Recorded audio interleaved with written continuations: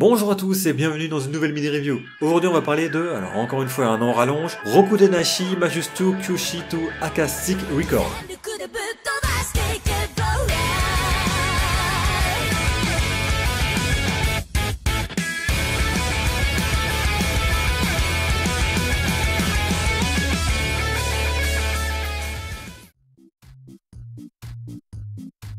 Rokudenashi, pour faire plus simple, est un animé d'action animé par le studio Liden Film et édité chez nous par Crunchyroll.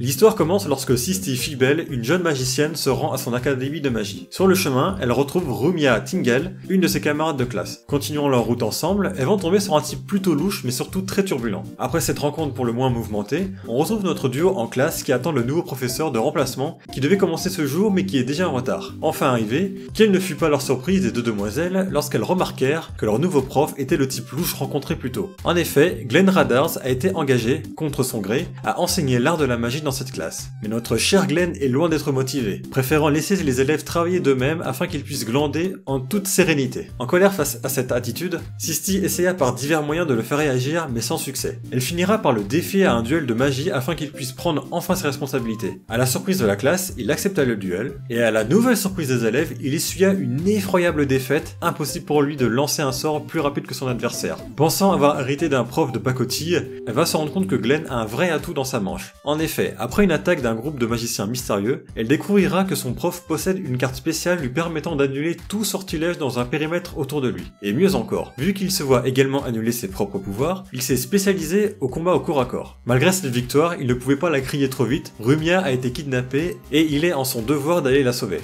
Qui sont ces mystérieux malfaiteurs et que veulent-ils exactement? Quel est le passé du prof assez particulier? C'est ce qu'on découvrira dans cet animé.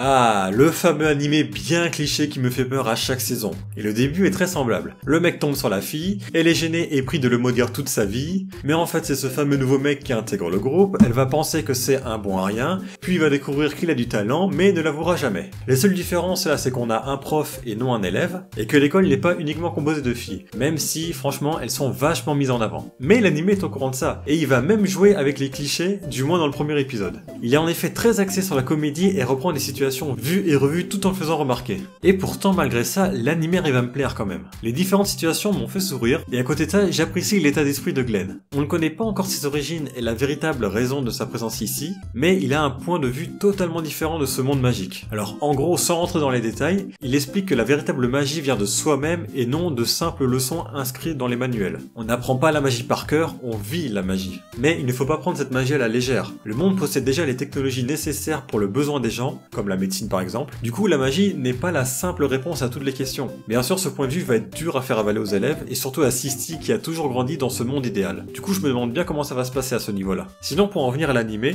qu'il commence par introduire l'univers et les personnages de façon comique, d'accord. Qu'il joue sur les clichés, encore d'accord. Mais s'il vous plaît, ne foutez pas un putain d'harem de merde en plein milieu de l'intrigue. J'ai vraiment le sentiment que cet animé n'en a pas besoin et peut devenir intéressant sans ça. La suite des événements a l'air de promettre de bonnes choses, mais je reste quand même sur mes gardes, car tout peut changer d'une seconde à l'autre. Et un animé où je garde espoir, en espérant ne pas être déçu.